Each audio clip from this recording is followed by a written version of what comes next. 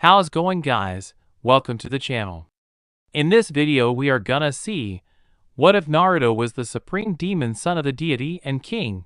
Huge shout out to our Zero Tatsit for this story. If you want to see awesome fanfiction like this, don't forget to subscribe. Now let's get into the video. A young man in a temple covered in moss and roots within the forest of white dreams.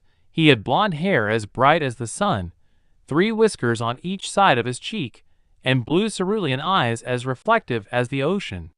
Within the temple, he sat down at his desk writing in his journal, reflecting on his past spanning less than 2 millennia. They say those who win the war write history. Though, the day I leave everything behind, who is to say someone won't find this and publish it as a book? Who's to say they won't modify it to entertain others? Who is to say they won't destroy this or abandon it, leaving it to decay until it turns to dust? He asked himself, reviewing everything that has happened. The young man smirked as he only cared for the beginning, his new beginning. The time everything changed, and he was given a second chance. When the women claiming to be Kami, or the god of creation, had brought him along with a giant beast in the shape of a fox with 9 large tails. The woman he thought was Kami claimed to be a goddess under the name of the supreme deity. After a tantalizing offer, he accepted and thus was reborn into Britannia. He sighed, as he had no memory of his past life before being summoned by his mother. To be reborn, one must give birth, and unbeknownst to them, the supreme deity found her temporary mate before giving birth. The young man bared no family name, and did not care, as he spent many years in isolation in the forest of white dreams where he found this temple before it started falling apart. He smiled as he remembered the many events that were unfolded many years after his birth, when he met his father, and found himself living and training in purgatory for many years.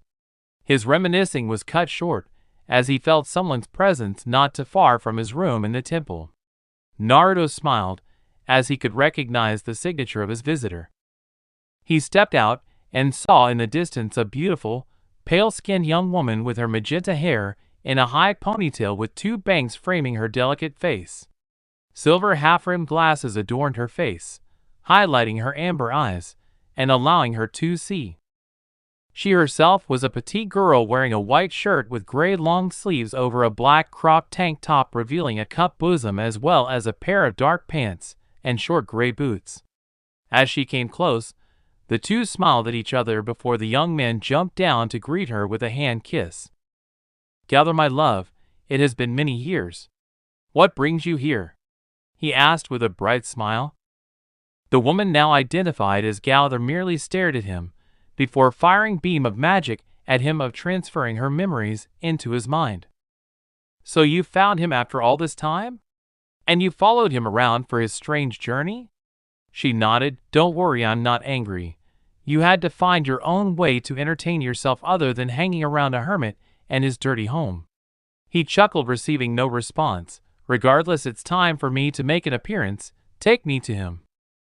Gowther suddenly smiled, revealing her emotions for the first time before taking a firm grasp. "Very well, my dear husband Naruto," she said as both were encircled by a bright light. Kingdom of Leoness, battlefield. On the edge of the kingdom, where the magical research facility once stood, there was now a giant crater. Spread throughout that crater lay the beaten and broken forms of several holy knights, and even the revered 7 deadly sins themselves, who all stood no chance against the demon that had done this in the first place.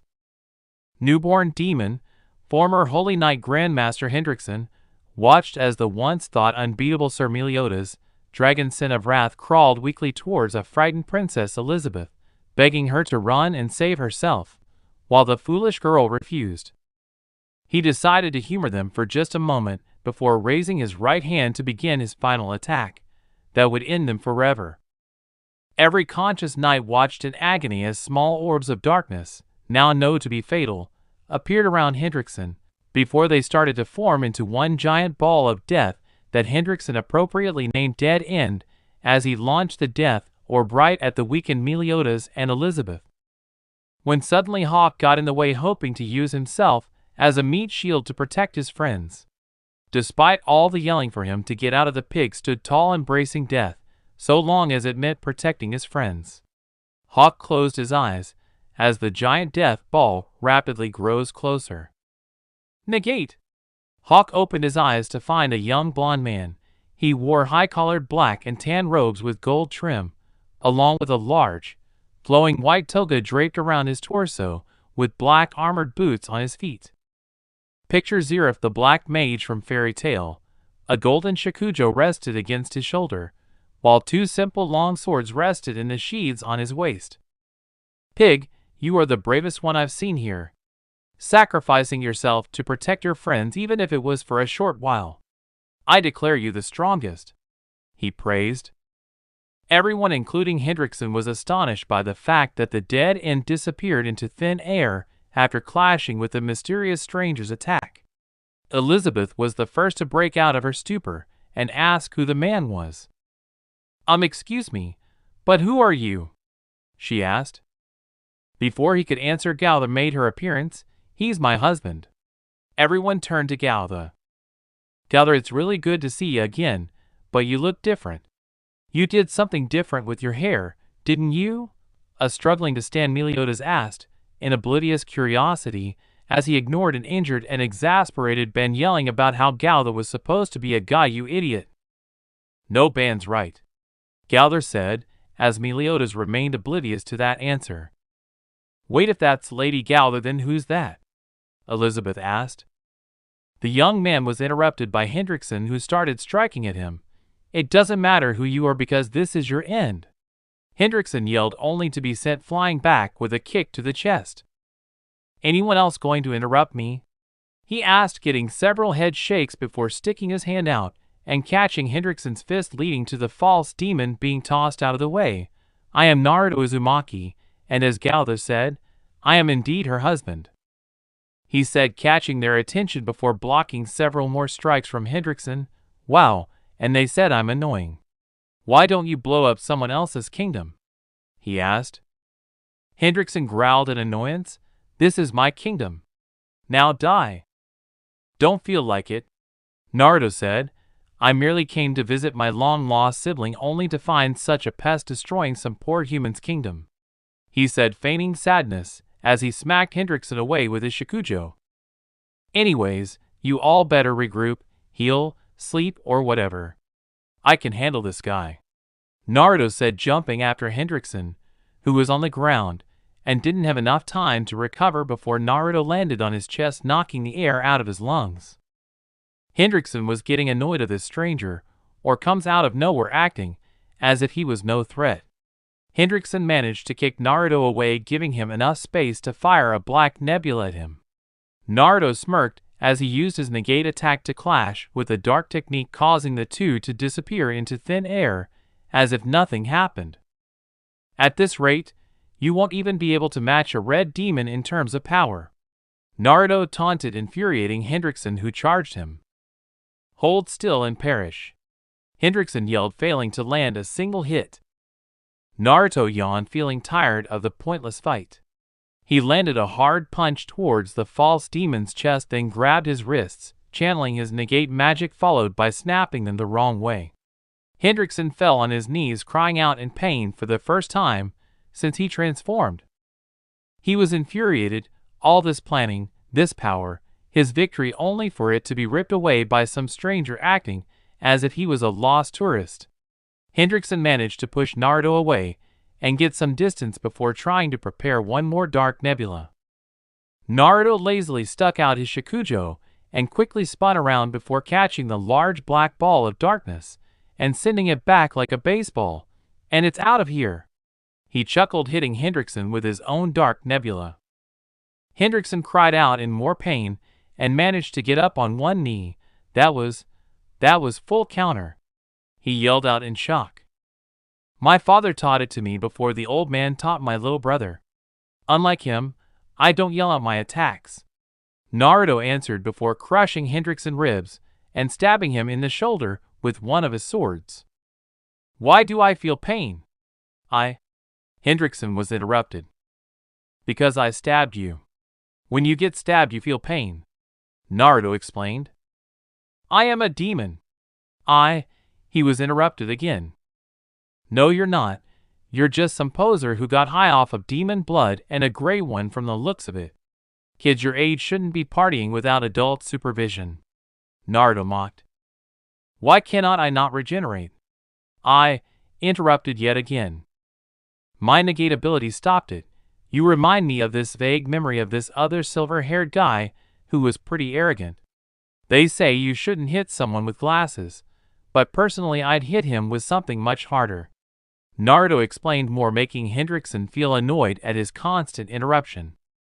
Hendrickson growled as he tried to use his mangled arms to push Naruto away, only to feel a boot stomp on his face over and over again. Naruto continued to damage the Holy Knight Grandmaster, only to be distracted by a bright green light in the distance behind him. Naruto stepped off of Hendrickson and got a good view. So little sis awakened to her powers again? If what they told me was true, Mom's curse will be in effect soon. Naruto soon turned to Hendrickson, who also looked shocked by the sight of the green light. Would it make me a bad person to hate my mother if I did have justification? He asked Hendrickson, who growled as he tried to fly away. Naruto grabbed him by his wings and slammed him into the ground, and picking him again, just to send him flying into a nearby hill. Noticing Hendrickson's broken and battered body, he quickly stabbed both wings, making him cry out in more pain before dragging him back towards the crater where the fight first took place. Come on, old man, I don't have any more time to play, Naruto said in a bored tone while dragging the crippled Grandmaster back to the battlefield. Meanwhile, at the battlefield, at the sight of the dead and injured, Elizabeth awakened to a druid power, revealing her right eye, which had turned orange with a yellow triskill, while flaring some green dome over the entire kingdom, healing every inhabitant within the kingdom. Veronica Leoness can also be seen in the distance, watching over the spectacle, remembering the time her younger sister healed her as well. Margaret Leoness went on to explain that Elizabeth has used this power before to heal both Veronica and King Bartra without realizing it. Meanwhile, the Sins gathered around Gowther, hoping to catch up with her. So Gowther, when did you change your hair? Meliodas asked, ignoring her statement about her gender. Gowther's supposed to be a guy, you idiot, Ben yelled, having to point out the apparently not so obvious. Oh, my hair, I had it short for a while, until I realized I didn't like it, and let it grow out, Gowther explained, ignoring Ben's outburst. Diane was excited, realizing the gender ratio was closer to being even, and what was more interesting, Gowther, when were you going to tell us you were married? Better yet, when were you married? Diane asked excitedly. Oh, that, I've been married many years before I met any of you, Gowther answered. So how did you two meet? Diane asked, demanding more details. Before she answered, everyone, including King Bartra and Merlin, who arrived earlier and pardoned the knights for their transgressions, saw Naruto arriving looking tired and without a scratch, dragging an unconscious Hendrickson, who was still in his demon form. What did I miss? Naruto asked, dropping Hendrickson. Not much, Naruto, Gowther said.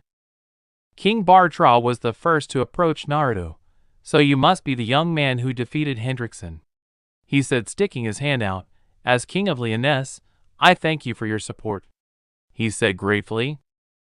Naruto shook the man's hand. It was nothing.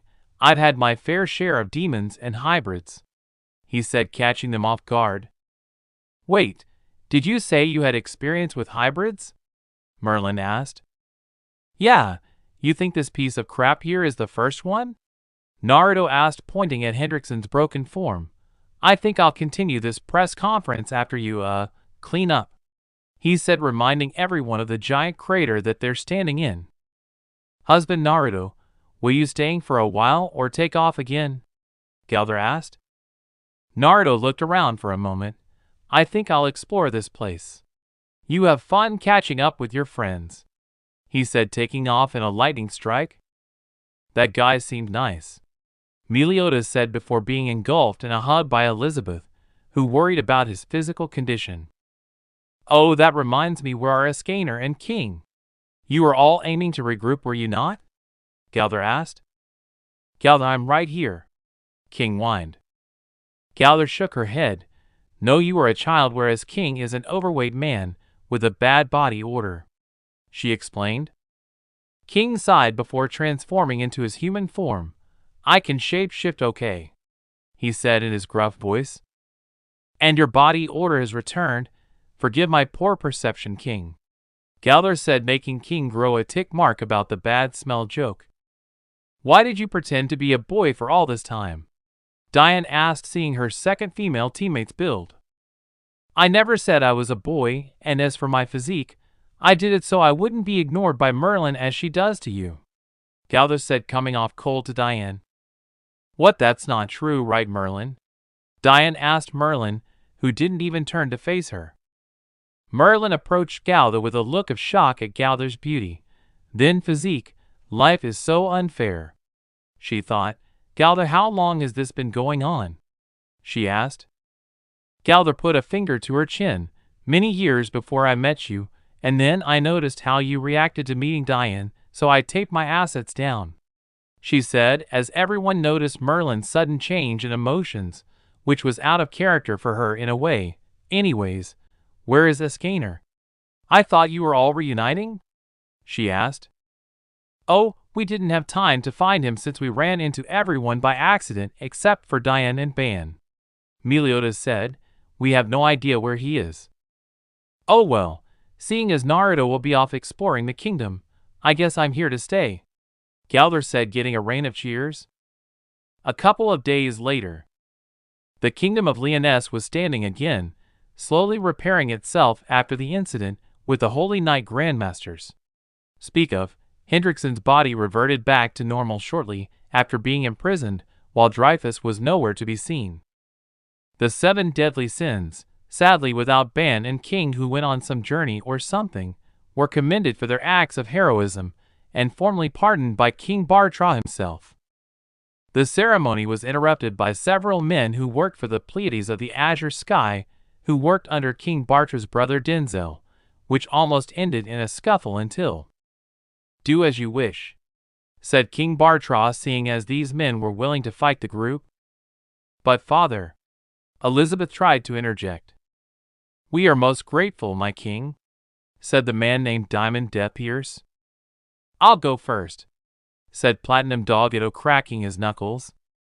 Hold on a second, you're a power level of 860, Hawk said. This pig, what is it? Dogito asked curiously. Sorry about his math, Meliodas said. Unfortunately, you're no match for me. I think Meliodas should fight in my place, Hawk said arrogantly. Merlin explained that she gave Hawk an earring explaining their power levels and overall strength. Sadly, she lied to him, saying he was 3,000 when his real power level is actually 30. Okay, let's do this, Mr. Hero, Dogito said before sending his fist towards Meliodas, only to take a kick to the face. Dogito refused to admit defeat, claiming the Grandmasters to be weak, seeing as he only took a kick to the face, with Meliodas explaining that Dogito was weak and failure for assuming an easy victory against a strong opponent. Dogito then attempted to punch Meliodas several times, only for all of them to be blocked, causing Vegeta's fingers to break. Looks like this is over, Gowther said from the looks of the fight. You know, I think you need to start all over as an apprentice Holy Knight, Meliodas said, making Dogito fume. Just as the man was about to strike again, he was sent back flying with a kick to the face. You should stop toying with your enemy, as he shouldn't be underestimating them. Looks like I was wrong about you, little brother, said Naruto, who suddenly appeared out of nowhere. Meliodas' eyes widened at the statement, from refusing to believe he had another brother other than Esterasa and Zeldris. Everyone turned to Hawk, noticing his high-pitched scream. Hawk, what's wrong? Meliodas asked. His power level is insane. It's over 9,000. To be exact, it's 9,480. Hawk shouted, terrifying everyone, but Gowther, who was aware of his power. Go, Gowther, were you aware of his immense power? Merlin asked, stuttering. Of course, I'm attracted to strong men, she answered, making Merlin sweat drop at the reasoning. Meliodas himself stiffened at the power, realizing this stranger was likely stronger than Zeldris. His thoughts, along with everyone else's conversations and whispers, were interrupted by the sound of a large explosion and small tremor. "What was that?" Bartra yelled. "Oh, that? I ran into a corpse of gray demon, so I destroyed it. Don't worry, I made sure it wouldn't hurt anyone," Naruto reasoned, quelling everyone's fear. "You did what?" Merlin shouted in outrage. "Do you know how much knowledge we could have gained? Now all lost because of your need for senseless destruction?" she asked, feeling a great amount of hatred. "Tell me this, how many people died so that Hendrix and Man could study that demon's body? Was it not the study of demons that caused many deaths around this kingdom of yours?" Naruto asked. Merlin opened her mouth, but said nothing, realizing what he said was true. "Your silence answers everything. I have no reason to apologize," Naruto said coldly. "Anyways, I was just here to watch my little brother earn his medal for something I had to finish.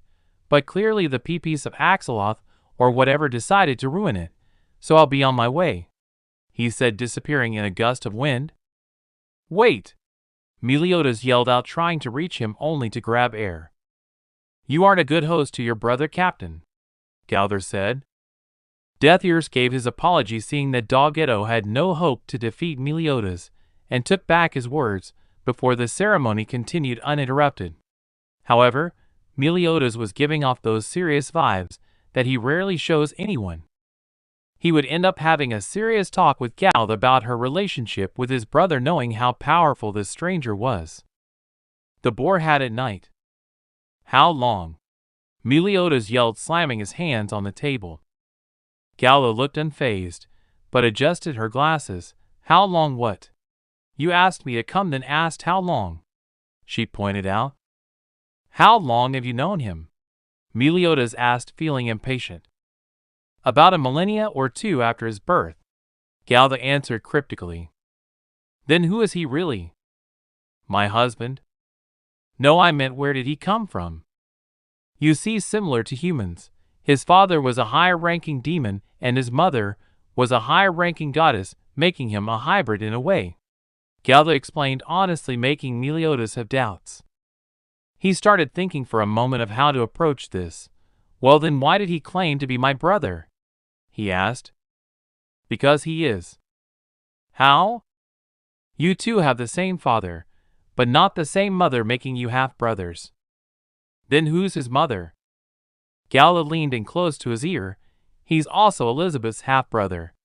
Meliodas' heart stopped, feeling shocked that Gowther knew that much information. Then again, that doesn't mean she knows who Elizabeth's mother could really be. "Gowther, how do you know about Elizabeth's origins?" Meliodas asked as his eyes were covered by his bangs. "Which Elizabeth? There are now 107, and it would be rather tricky to know which one you speak of." Meliodas balled his hands into fists. "All of them," he yelled, being glad he made sure that not even Hawk was in the tavern. "Well, I know they originated from the very first, the member of the goddess clan." Meliodas nodded, knowing that already, but he just had to confirm it, the daughter of the supreme deity. It's adorable in a way, similar to that tragic love story about the two teenagers who came from noble households, except it was the households who cursed their children, Gowther said with a smile, creeping Meliodas out. "Well, then what does he know?" Meliodas asked. "He knows very well about his mother and father. According to him, it was Elizabeth who told him about the both of you and your ambitions. It's all a mystery to me at that point. Yet I was not aware of who you were until a few years ago," Gowther admitted. "You know, if you wanted to learn about your big brother, you could have called." Meliodas quickly drew Liz's sword and pointed at Naruto, who appeared sitting at a table behind him. "Such poor service. I can't get a decent meal without someone pointing a sword at my face," he said sarcastically, making Gowther giggle. "Yes, quite terrible. I was given a reservation, and suddenly this becomes an interrogation," Gowther responded, getting a laugh from her husband. Meliodas growled as he slammed his fists onto Naruto's table. "Shouldn't I be slamming the table? I am being given poor service after all," Naruto said with a chuckle, not taking this seriously. "Who are you?" Meliodas asked. "Naruto Uzumaki." "Where did you come from?" "Purgatory for the early stages of my life, then I recently moved to Forest of White Dreams, while my wife went by herself on some journey she refuses to tell me about." Naruto then put his fingers in the shape of a cross, creating a doppelganger. "Find something in that kitchen of his, I'm parched."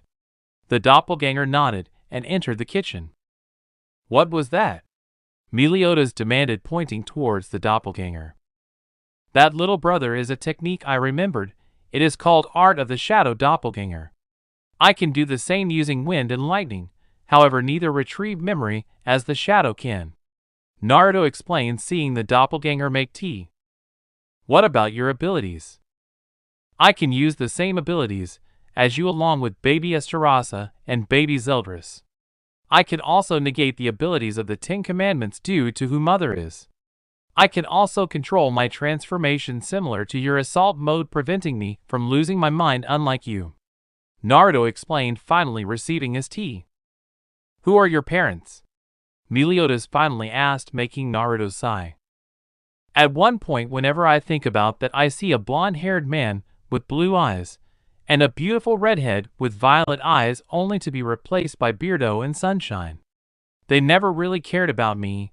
They pretty much abandoned me once I learned how to throw a fist," Naruto said, feigning sadness. "Then this beautiful silver-haired girl with one blue eye came to me and told me I had more siblings. Sadly, I learned about her death than about her curse. It's good to meet you, little brother, and maybe you can formally introduce me to my little sister," Naruto said, taking a sip only for the cup to be smacked away. "What are your plans?" Meliodas said, ignoring his last statement. "To get another cup of tea unless you're going to smack it away again," Naruto mocked, sending another doppelganger to make another cup. "What are you planning?" Meliodas yelled. "No real plan, ambitions maybe, but even if I had a past life, I was likely a quitter or too hard-headed to think rationally. I had a good life. Sure, I got cursed by Daddy Dearest and Mommy decided to be a pest rather than a caring parent. Although I did have some good moments, I met a beautiful woman and married her, only for Father to ruin it." He sighed as Gowther walked up to sit next to him and lay her head on him. Naruto reached for her hand and started rubbing her palm. "We're alike in a way, Meliodas. We both have someone we care about and seek a way to free them. However, we're just dreamers with no sense of direction," he said. "I'd best be off. I'm kind of tired. It was good seeing you, little brother, but seek me out when you are in a better mood," he said, reaching for the door only to move to the side as a sword hit the door. "Tomorrow morning, 8 a.m. sharp," Meliodas challenged.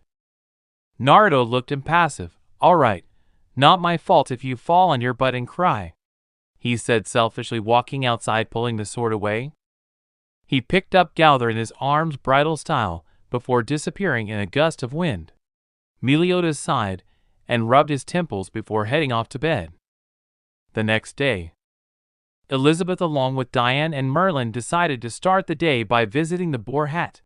For Elizabeth and Diane, it was just another day of helping the Dragon Sin with his business, while Merlin was hoping to confront Naruto again after their meeting from last time, now that the Grey Demon's corpse was destroyed. By the time the trio of women arrived, they were greeted by a sign on the door. "Closed? Is the captain not motivated or something?"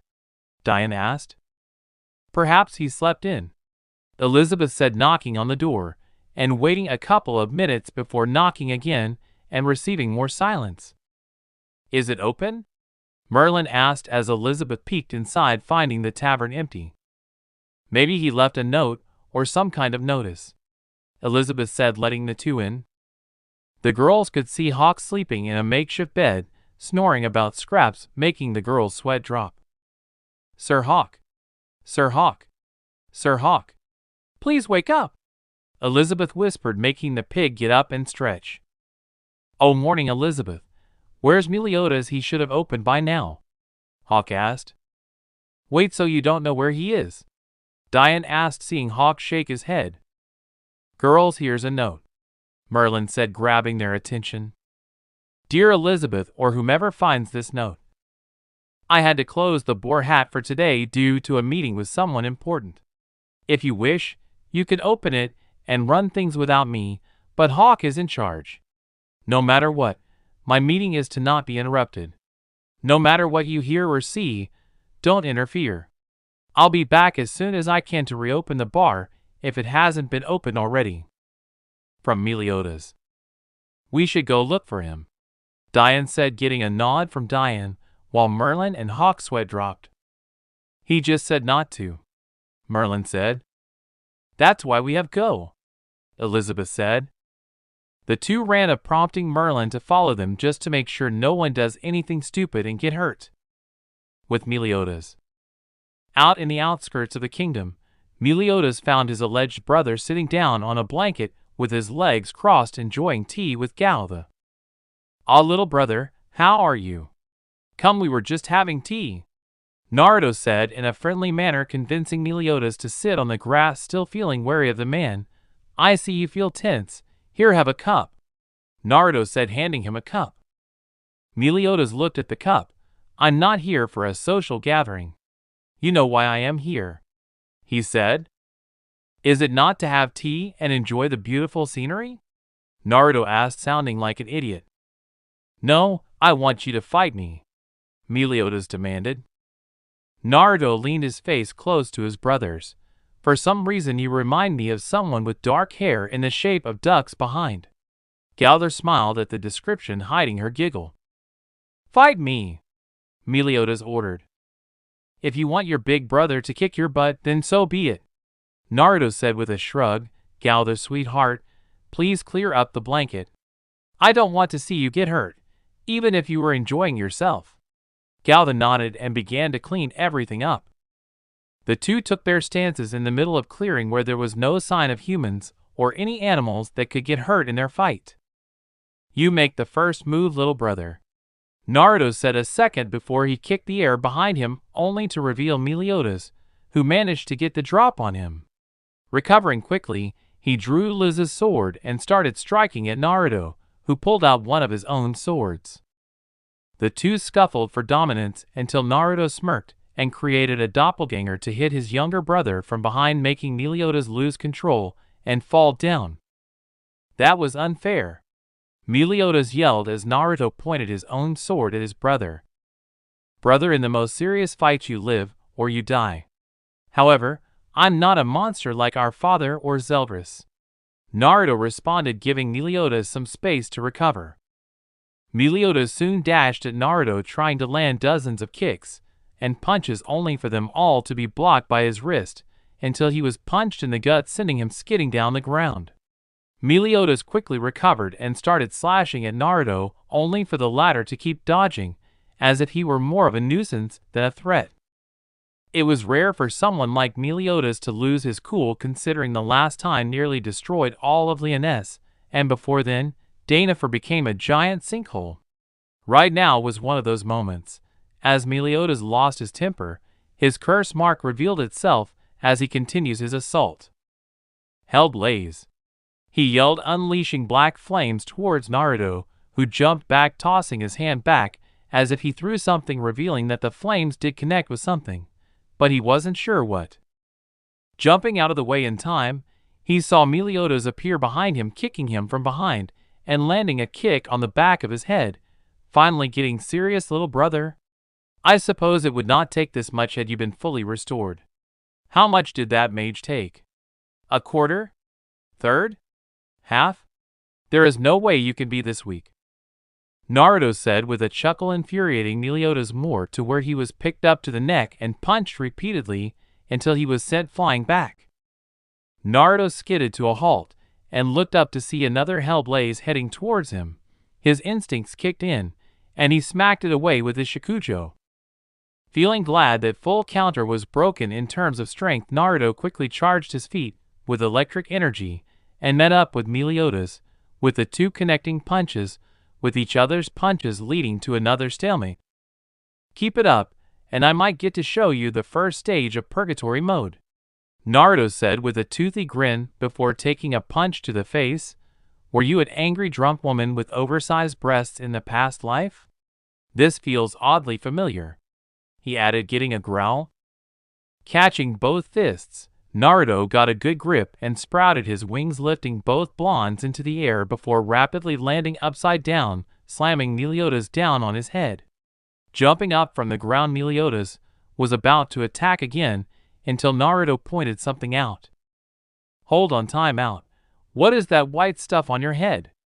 Meliodas stopped and felt what should have been blood, but was replaced by a white substance.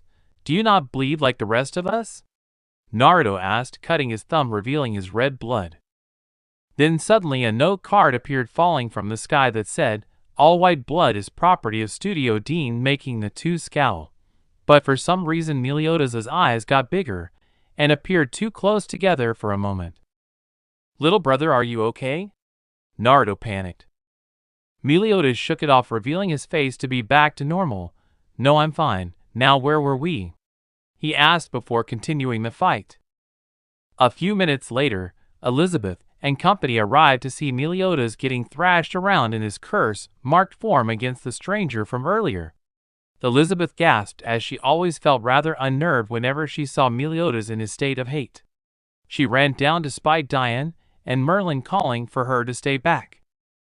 Naruto was covered in dirt and had a couple of scratches on his cheek, but looked fine, while Meliodas was covered in bruises and white blood for some odd reason, while his shirt and vest were in tatters. Liz's sword was also pretty banged up and ready to give out at any moment. Sorry, little brother, but I'm pretty bored and I'm feeling like exploring. So, Naruto raised his hand in the air, creating a sphere before filling it up with some magic, revealing streaks of unstable lightning coming out of it. It was nice seeing you, he said in a somewhat sincere voice, dashing towards Meliodas. Meliodas attempted to run before falling and taking a knee, not looking away from the big ball of lightning heading towards him. Elizabeth saw this and ran to his side, using herself as a shield. No, please stop. Stop fighting, she yelled at Naruto. Out of the way, Lizzie, Naruto yelled, ignoring her pleads. Can't you see Sir Meliodas is too hurt to continue? You said you were his brother. Why would you hurt family? She asked. That idea never crossed our father's idea. Just look at what happened to the both of you, Naruto countered, making Meliodas' eyes widen. Elizabeth ignored the weird statement. Please stop fighting. Stop fighting. Stop fighting. You can sing it, but I won't stop. Little brothers have to know their place, Lizzie, Naruto said in a mocking tone. I won't let you hurt Sir Meliodas, she yelled, closing her eyes and extending her arms out, accidentally firing a beam out of her hands. What the? Ah! Naruto yelled as the beam hit his power, making it explode, sending him fly back and hit the ground a few times before stopping. Mean little sisters. Why did she have to hit me with an arc of all things? He asked himself as he skidded back. Meliodas, for his part, regained his senses as he saw Elizabeth crying and started hugging him. Elizabeth, it's okay now. We're not fighting anymore, Meliodas said, reassuring her. Elizabeth looked back to see Naruto covered in smoke in a self-made crater, while Gowther was putting on some kind of nurse costume and some wooden sticks approaching them. Gowther, shouldn't you be helping Naruto? He is your husband after all, Merlin said. Yes, but he's been through worse, and he's only acting like an infant. Should he complain about it? Gowther said in a neutral tone, making Diane and Elizabeth flinch, while Merlin chuckled. That will teach him to destroy my research, Merlin said to herself.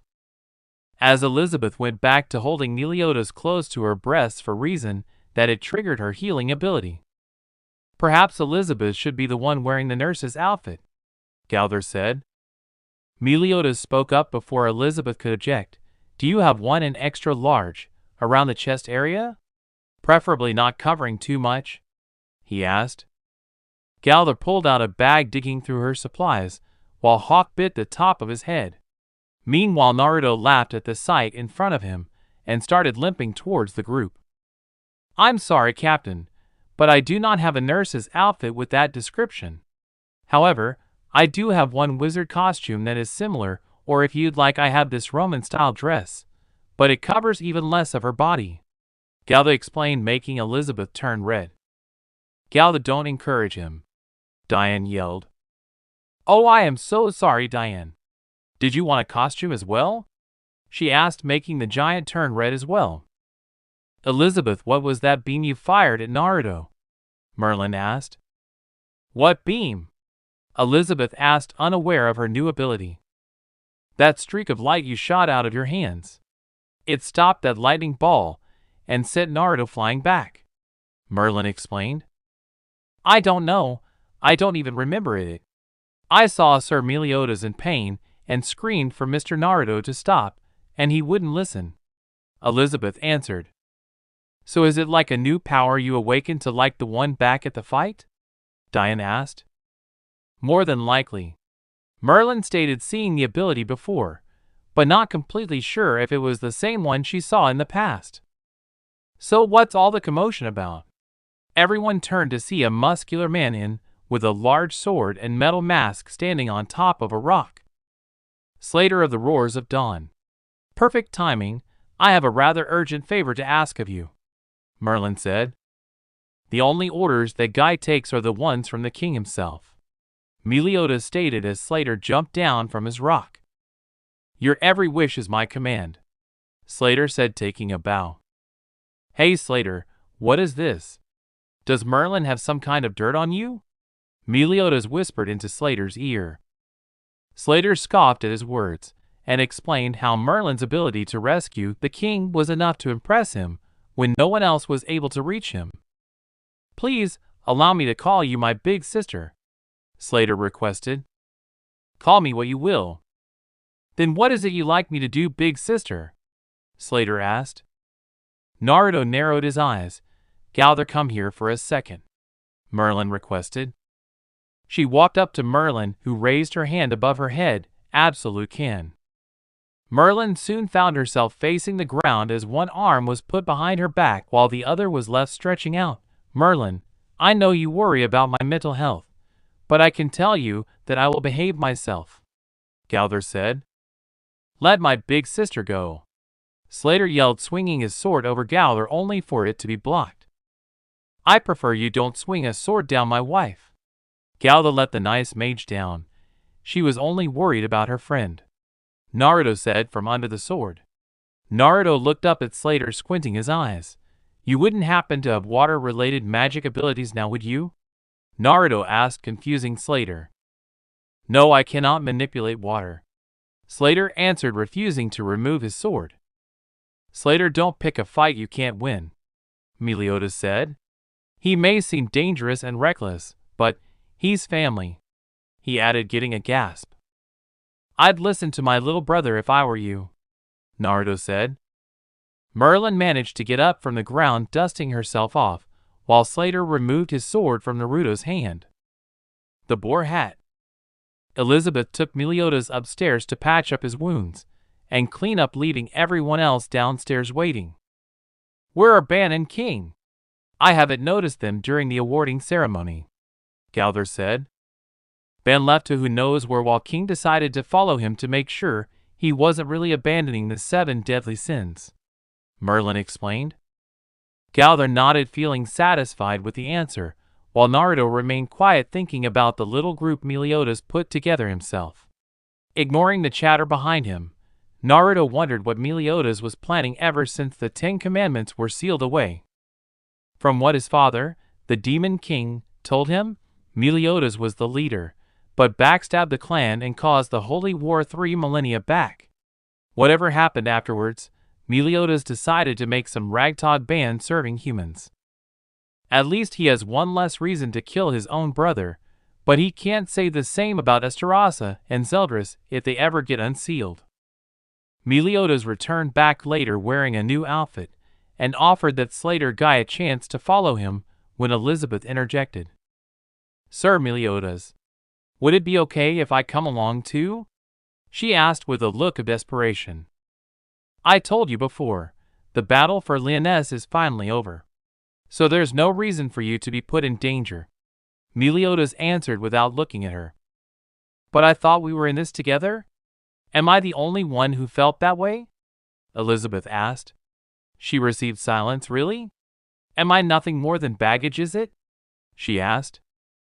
Meliodas turned back with a look of immaturity. Exactly. Diane punched him in the side of the head. Captain, you jerk.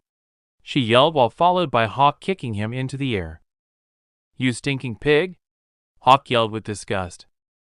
Elizabeth ran outside ignoring Diane. Okay, that hurt. Meliodas grunted. Slater started getting up from his seat until he felt a hand on his shoulder. I'll talk to her. You make sure my dumbass brother doesn't do anything stupid. Naruto said, leaving the boar hat while Hawk continued to berate Meliodas. Naruto went outside to find Elizabeth standing against the wall. You're stronger than you look, little sister. Wait, if you're my sister and Meliodas is my brother. Wait, am I witness to insist? He thought in panic. Oh, never mind. Her mother and his father are my parents, but they split up after that. That doesn't make it any better, does it? He continued thinking before approaching her. Honestly, that idiot has no tact at all, does he? Elizabeth turned to see Naruto. The only reason he talks to me like that is because he's concerned. Truth is, that's exactly why I want to help him. He's always saving me, but I want him to know that I can be useful too, Elizabeth explained. In that case, you should express those feelings with actions, not words, Naruto said. Actions? Elizabeth asked as Naruto nodded. That's my theory anyways. Naruto stated. Both turned to the door as they heard a weird sound. Inside, they turned to Merlin holding her sacred treasure. What's with the noise? Naruto asked. Our original plans have changed. We have to go to Camelot immediately.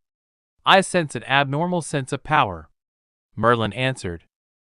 The mage soon surrounded the tavern with a pink energy, and as they looked outside, the group found themselves flying over another kingdom. Guys, what's that huge mountain-looking thing? Hawk asked. Naruto spoke up before anyone else tried to answer. That big bastard is Albion. They were locked up after the Holy War ended. Who knows what else got unlocked? He said. The 10 Commandments were unlocked, Meliodas added. Oh, good to know. And what the hell do you mean the 10 Commandments are free? Naruto yelled. I'll have to tell you about that later, Meliodas said. Albion looked up at the flying pig and started growling, followed by trying to hit Camelot only for it to be blocked by a barrier Merlin set up until Albion hit a couple more times. Arthur's forces began to open fire only for not effect to take place. Meliodas jumped down and used his full counter to block Albion's attacks. The creature looked annoyed and continued his barrage of attacks. Seeing everyone striking at it, Naruto decided to jump down, saving Arthur from being crushed in Albion's hand. Your weapon is broken, little brother, Naruto pointed out as Meliodas saw Liz's sword shatter. It took a lot from the fight with Hendrickson. I'm surprised it lasted this long, Meliodas stated. How about you fall back with these guys until you find yourself a new weapon and let your big brother deal with this? Naruto suggested. You know his weakness? Meliodas asked. I'm the firstborn. I know these freaks of nature like the back of my hand. You might want to step back. Meliodas nodded and grabbed Arthur along with the Holy Knights, taking them to a safe distance as Naruto sat down. Okay, it's been a while, but let's see if I can remember what the old man taught me, Naruto thought as Albion prepared to attack again. It's time to look inward and start asking the big question. Who are you and what do you want? What do I want, eh? Well, I know who I am, and what I want is to help these people and destroy this thing, Naruto thought as he continued to go through his meditative trance. What are you doing, Naruto? Meliodas whispered, seeing Albion getting ready to slam his hand over his elder brother. Everyone gasped as the hand landed near him and created a loud explosion. Everyone, including Meliodas, assumed Naruto was crushed and likely killed, only for the dust to settle down, revealing Albion missing an entire arm and Naruto on top of his shoulder. For those with amazing vision, they could see purple and black tribal-like markings around his body. He destroyed its arm and made it up to its face in the blink of an eye? How powerful is he? Arthur asked in shock. Meliodas smirked. I still don't quite believe it, but according to him, he's my big brother. Meliodas answered, wondering how strong Naruto really was. Many years ago. That feeling, that painful feeling, the sense of defeat, loneliness, hatred, everything that is negative. Everything that makes you weak, everything that blinds you, everything that makes you rash, everything that makes you inadvertently cause destruction. The path in which no one should take, but can be stopped. This is a path of pure pain and sorrow. However, this is not to say there is no hope for individuals who take this path. For a young individual to be broken to such a state was no easy task, especially a certain elder who had seen a lot in his seemingly long period of life. This was the point in life when young Naruto was filled with sorrow and hate and vowed to take a directionless path to vengeance. For all of this to go away, it starts with a hermit passing by. Young Naruto could only stare at the sky as the ice-cold water landed on his face. His eyes emotionless, his body broken, his mind, however, filled with hate. Despite his seemingly hopeless state, it did not go unnoticed, and it did not fool the traveler who noticed him. Young man, it is cold.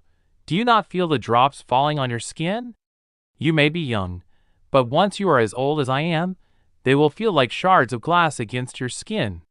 The only difference is they will not cut, the old man said. Naruto moved his eyes to look at the old man.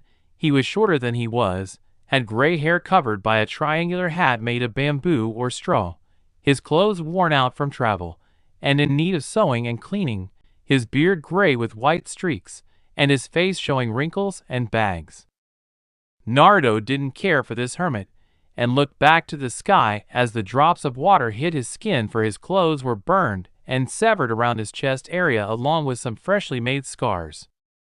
Oh, I see. You are not human like I am, are you? The old man asked, followed by a chuckle.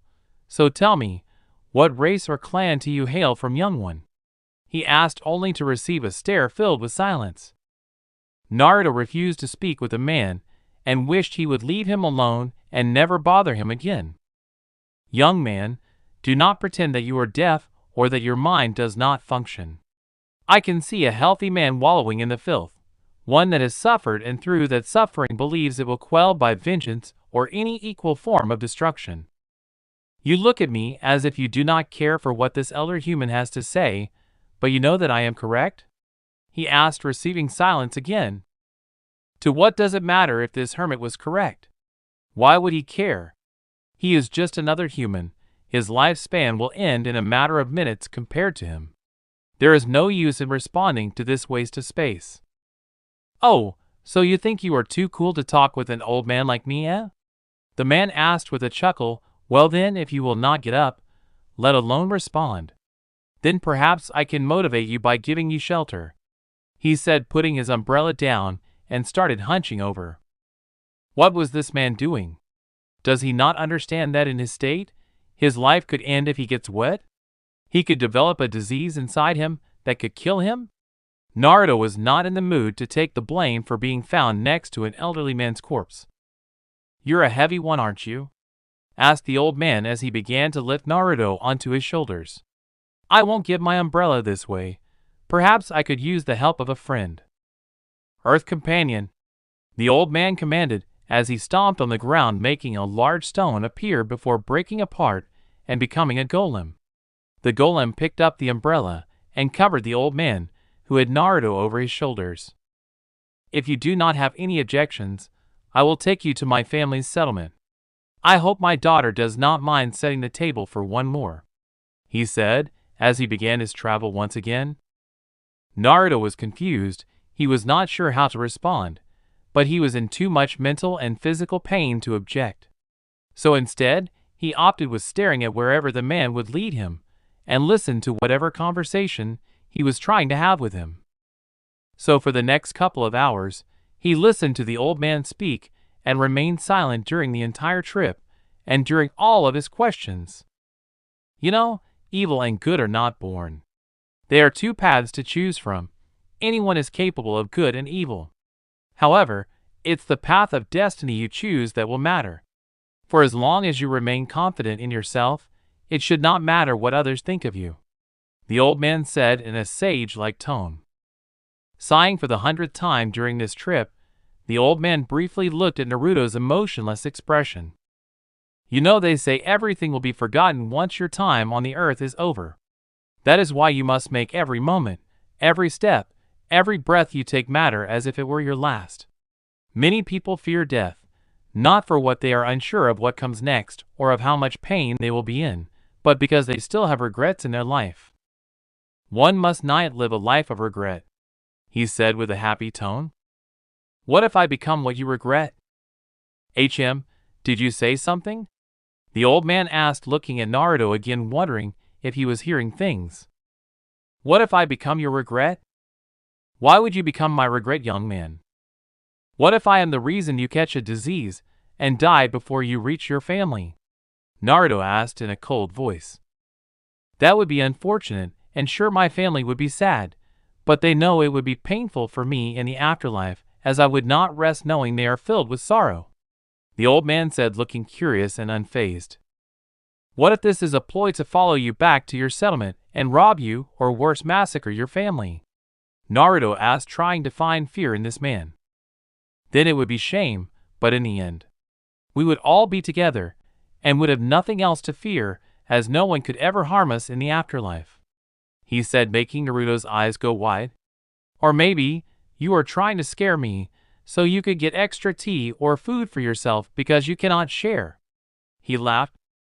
Naruto went back into his silent form and watched as they continued to travel. It would be a journey of a lifetime. Modern day, Camelot. 7 Deadly Sins OST perfect time. On Albion's shoulder, Naruto could see the giant was very unhappy losing its arm. Aiming to crush him, Albion set a fist to knock him off. However, it wasn't aware of his speed. Naruto disappeared and reappeared, kicking the creature in the face, sending it skidding back a few feet. Let's see, how do I kill it again?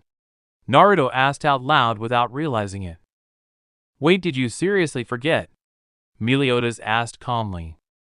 Aren't you going to help him? Arthur asked. Nope, he said, I need to listen to my big brother and trust him. Arthur and everyone raised a brow.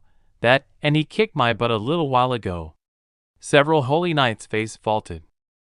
Naruto, however, kept dodging sweeps as Albion began to charge up his fingers. Now what was it? Is there a button? Do I take out all its limbs? I know I can't smash it to bits. The beams charged up and fired on him. Noticing this, Naruto formed multiple doppelgangers, with all of them pulling out his Shikujo. The beams were about to hit their target when, full counter, the beams hit back. Once the dust cleared up, Albion appeared missing most of its upper body. Oh yeah, there was a core. How do I forget that? Naruto asked, jumping back. The Holy Knights and Arthur congratulated him. You know, big bro, I could have done that too. Now that Merlin gave me back Lost Vein, Meliodas said, revealing a short sword with a green blade with jagged edges. Its special ability is called Physical Clone. He added, revealing a total of 6 Meliodases. End of song. Naruto for some reason felt a twitch in his eye. Clone Jutsu. Naruto, you fail. Shaking his head, he found himself staring all 6 of his brothers groping Elizabeth, while Merlin covered Arthur's eyes, as if he were an innocent child. F********************************************************************** Naruto yelled, stomping on the real one's head and rubbing his foot on his head. Who the hell told you that was appropriate? Naruto yelled. Diane and everyone else jumped back at his new attitude. Everyone snapped out of it when Hawk screamed. What the heck? His power jumped to 25,000. Hawk yelled. He then turned to Meliodas. Hold on, besides the real Meliodas. The rest only have 420. He added. Merlin went off to explain Meliodas' weird clone ability where each clone had half of their original's power. Wow, what about my doppelganger technique? Naruto asked, summoning a few. They're all dropping slowly, but they were all at 12,500 when they started, Hawk stated. Hey Merlin, do you know anything about his clone ability? Meliodas asked. I can't say that I have. This technique seems complex, although I find it more resourceful than the captain's clones, Merlin said, poking one in the chest. Merlin, I would appreciate if you stopped touching my husband and find your own, Gowther said. Merlin's eyebrow twitched at the statement. Meanwhile, in the 7 sins of the Namikaze, Merlin felt her eyebrow twitch. Putting her book down, she walked out of her lab towards the common room. There she saw Naruto, Gowther, and King all playing some weird board game involving play money and strange character pieces. For some reason, she glared at Gowther, who wasn't even looking at her. Picking up a chair, she slowly approached the boys. Hi Gowther, may I speak with you? She asked. Hello Merlin, how may I? Gowther took a chair to face breaking it. Mimi Merlin, what the heck? What did Gowther ever do to you? King asked, crawling backwards. Merlin made her signature smile to look innocent. You see, Gowther made me mad in another lifetime. Now I'm taking Naruto with me because he's mine and mine alone, she said, grabbing Naruto by the back of his shirt. I'm whatever Gowther, and I'm sorry, Naruto said. Naruto, I told you I would be high maintenance when you decided to pursue a relationship with me, Merlin responded as she continued to drag him. Back in this story. Oh sweet goodness. Did anyone else see that? Naruto asked. See what? Diane asked.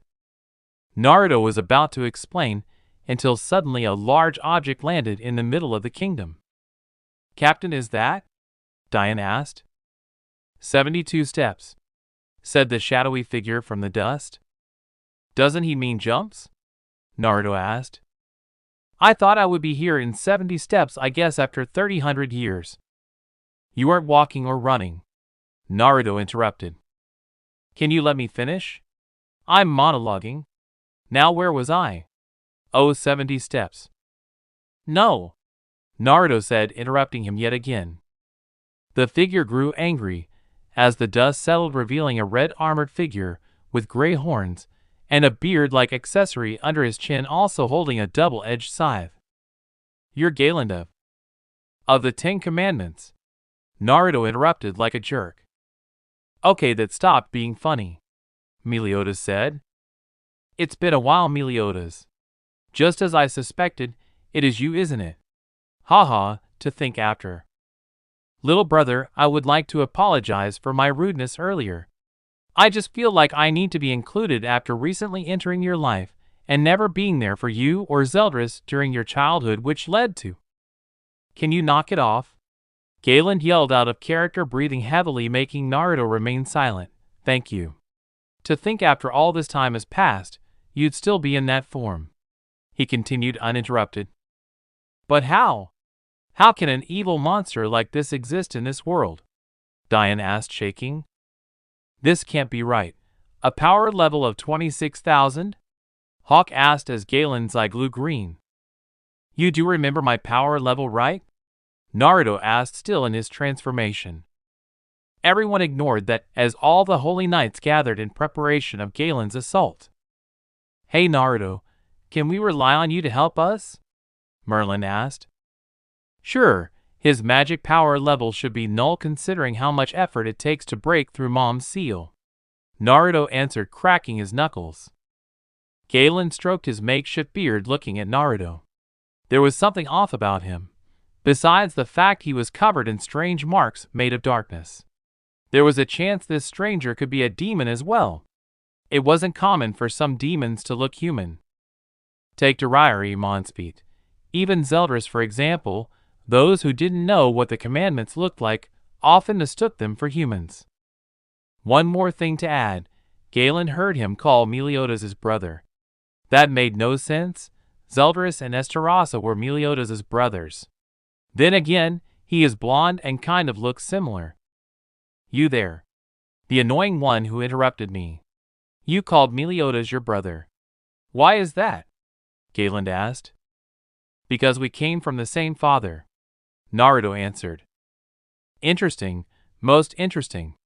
Galand said, stroking his beard. Nevertheless, I will destroy you, he added.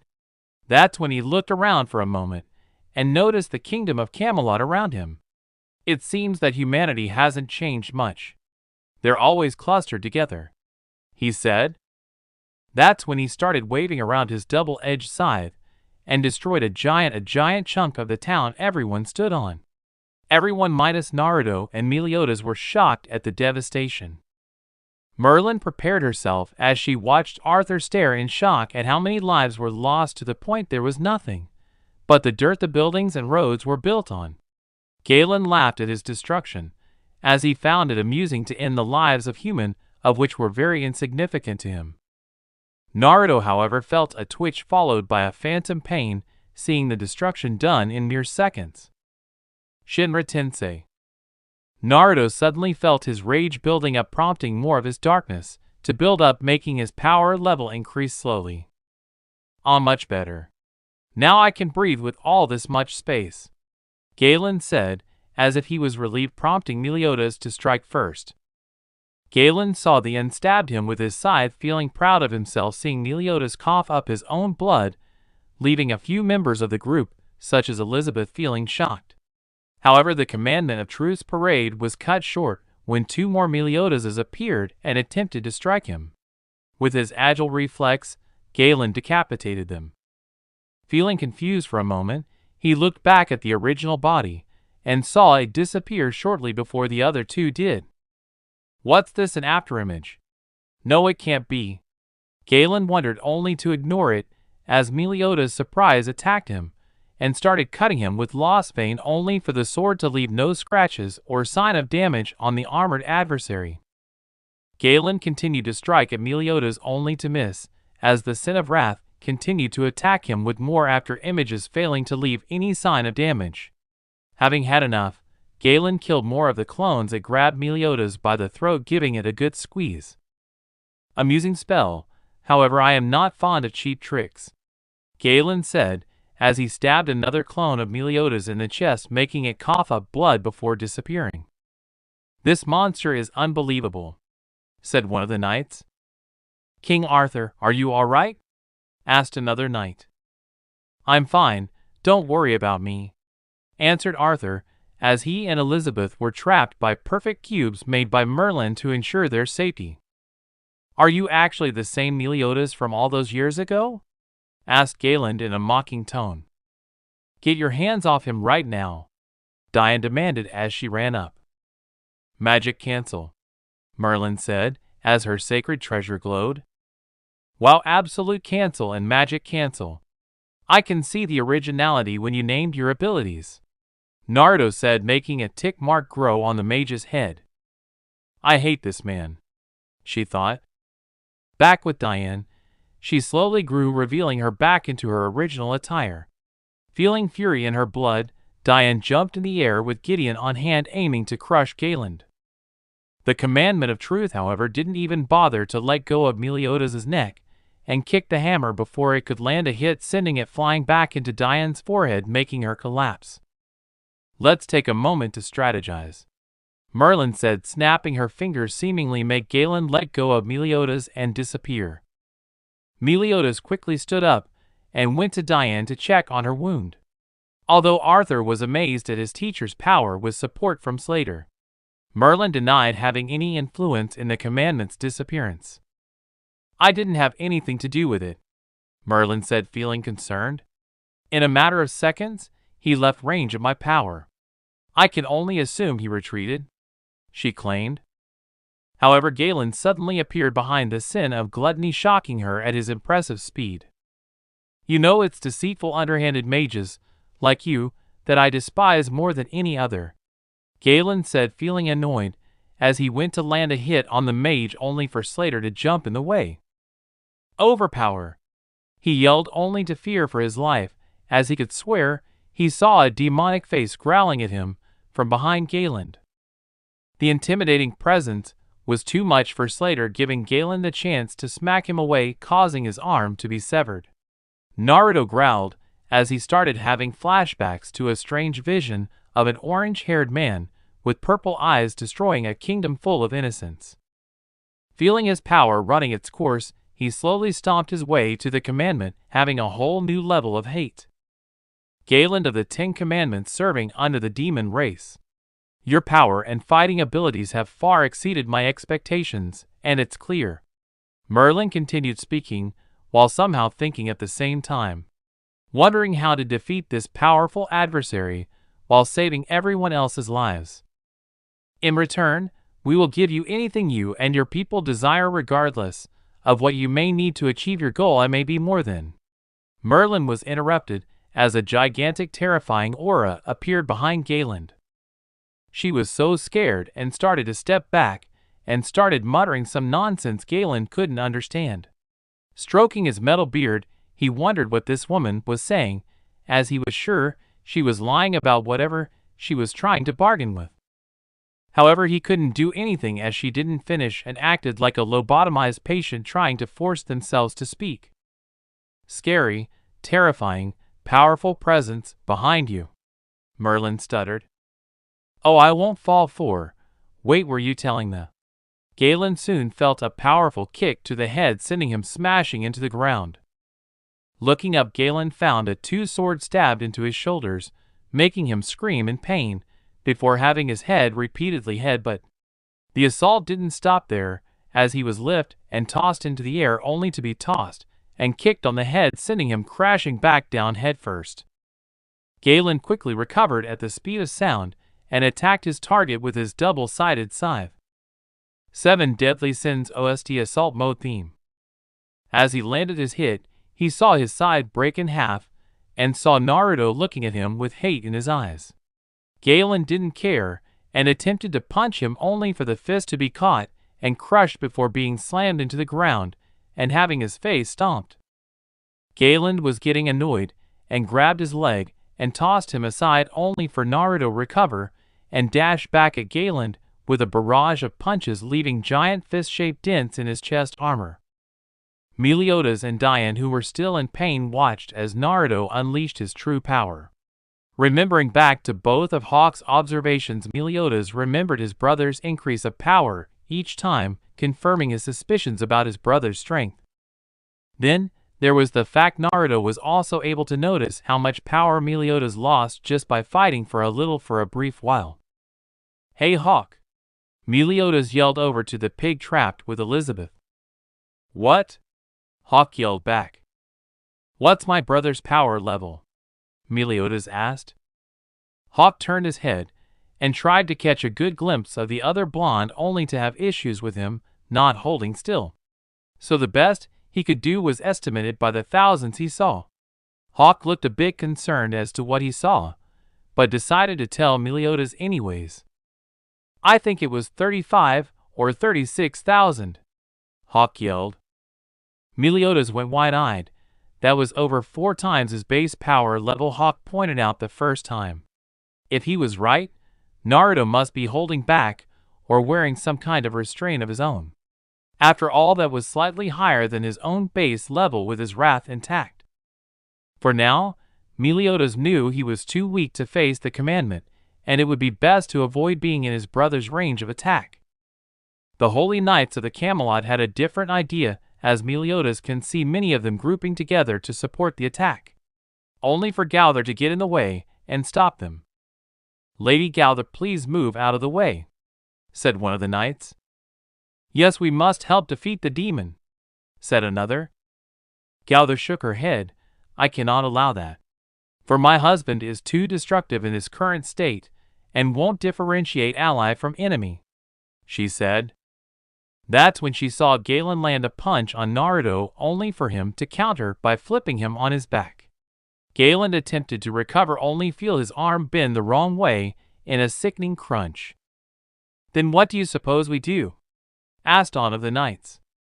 Back to the fight, Galand grabbed what was left of his weapon and stood up, critical over. He yelled out as for a brief few seconds, he grew bigger and his armor looked like it became muscular only to shrink down quickly, leaving him confused. Your magical power still hasn't returned, you fool. You can thank my mother for that after she sealed you away, Naruto said in a cold tone as his marks began to grow. Your mother?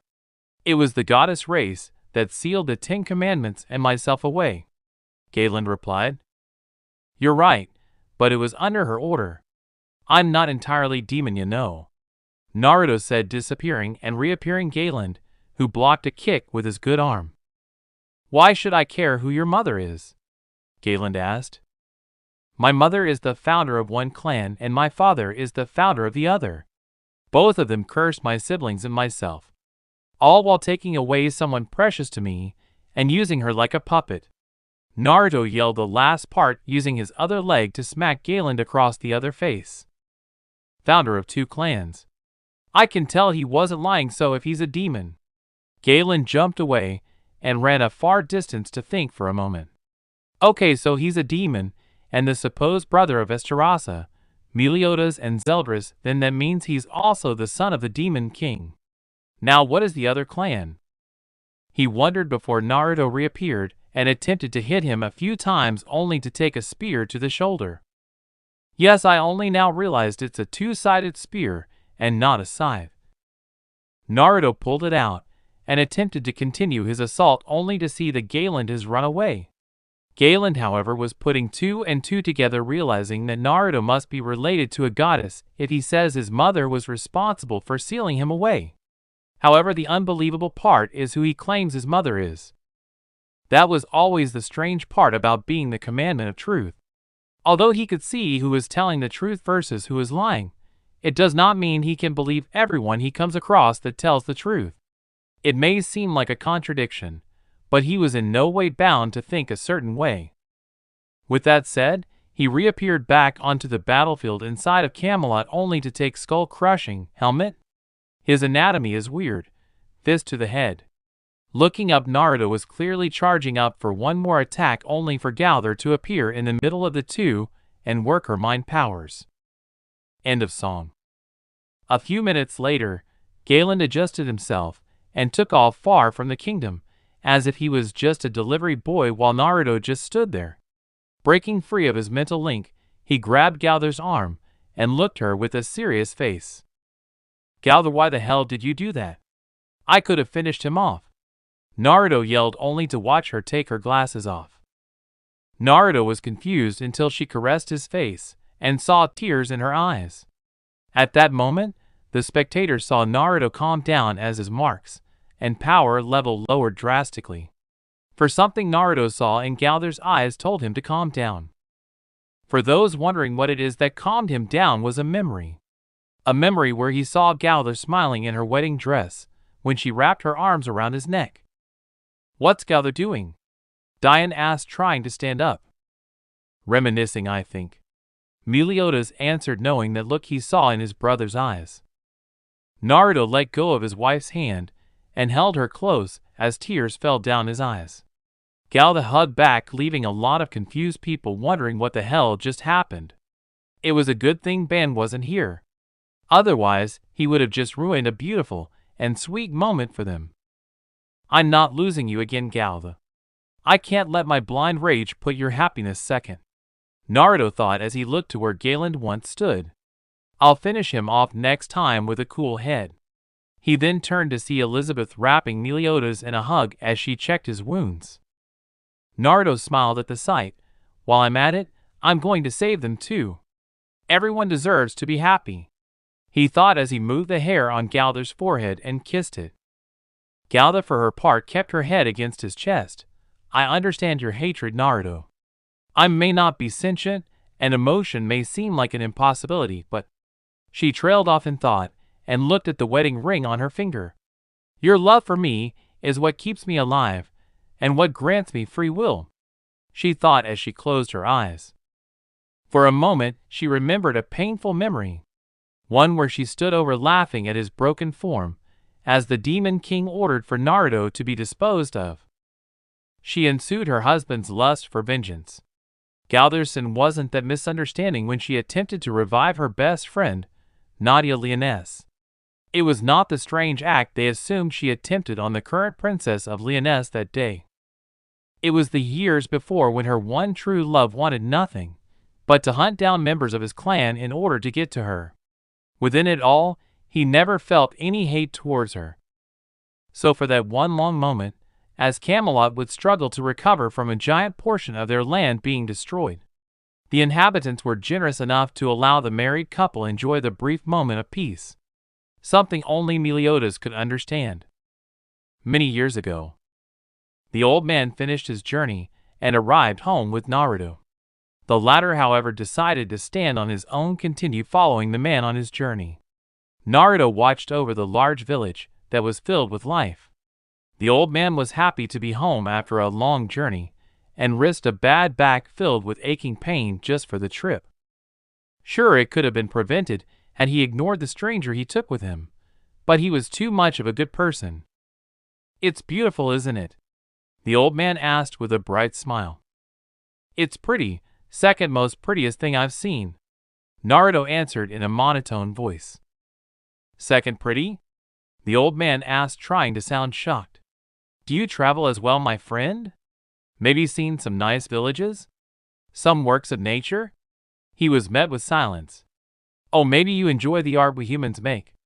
Or have you seen a beautiful woman you can never erase from your mind?" the man asked, winking and gently pushing him with his elbow. "My wife, the most important person in my life. My sole purpose," Naruto said. "The Xihost era theme." The old man smiled. "I see you two were separated, weren't you?" His answer confirmed by silence. "Let me tell you this, I've been married for over 50 years. It may seem short for you. Whatever species you may be, it's still a long time for me. Whether I leave this world today, tomorrow, next week, or in another 50 years, I have to cherish every moment," he explained as he began to walk down the hill towards his village. Naruto stood there, letting the wind touch his face along with the rest of his body. He may be weak and incapable of doing anything for now, but now is not the time to lay down and die. The old man is correct to some extent. He will reunite with the love of his life. You can bet on that. "Hey, what are you waiting for?" Naruto turned to see the old man waiting for him at the bottom. "Come down. I need to let my daughter know to have a seat open for one more," he said with a chuckle. Naruto beeped his head and nodded. Naruto took a deep breath and spread his arms out like he was waiting for a big hug or something. The old man raised a brow, thinking it was some kind of ritual his race must do before entering a foreign territory. However, his wild theories were instantly thrown out the window when Naruto tilted himself over and swan dived. "Are you crazy, boy? I did not take you with me to end your own life," the old man yelled. Naruto ignored his yelling and opened his eyes, revealing one consumed by darkness, leaving a black lightning-shaped mark, and the other orange, with a yellow triskele as the cornea.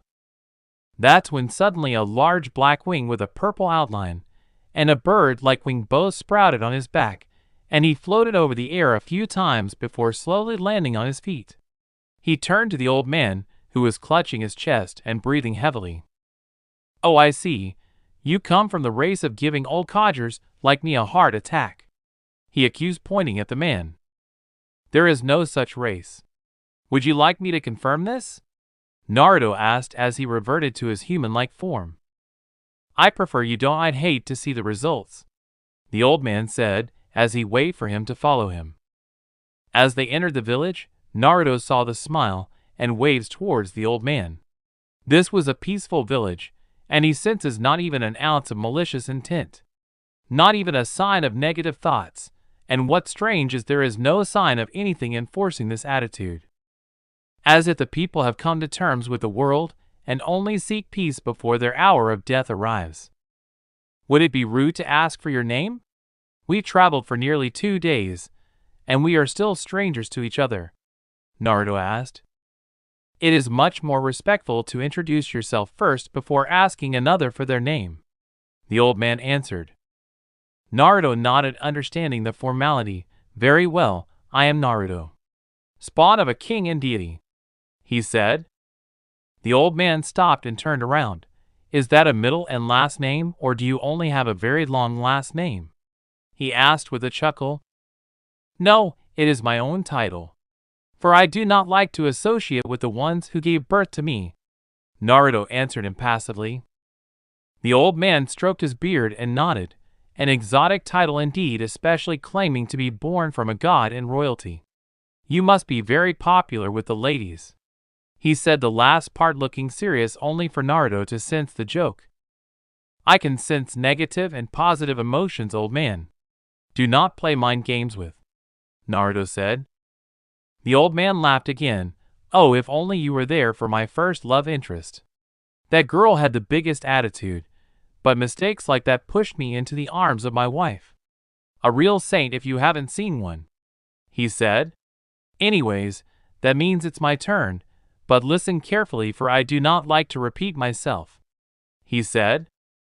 Naruto nodded and listened closely, all the while not noticing someone staring at him from the distance. If he paid attention, he would see a toddler with silver hair wearing a white dress hiding her short little wings watching from behind a building. A rather distinguishing figure about this girl was the one blue eye while her other eye was covered by her hair. So that must be my big brother, she whispered to herself. I hope he is. He seems nice. I bet he's going to be super happy to meet me since Mama wouldn't tell me about him, she continued as she watched the older boy listen to the old man. The old man moved closer to whisper into Naruto's ear, let me tell you this first. Names are precious, for they say they let you define who you are, and can often be considered as a gift from God. The gift I was given is. So this part ends here. I hope you guys enjoyed this video. So quickly like this video for second part of the series. And comment down below your thoughts about this series. And now it's time for me to go. Bye.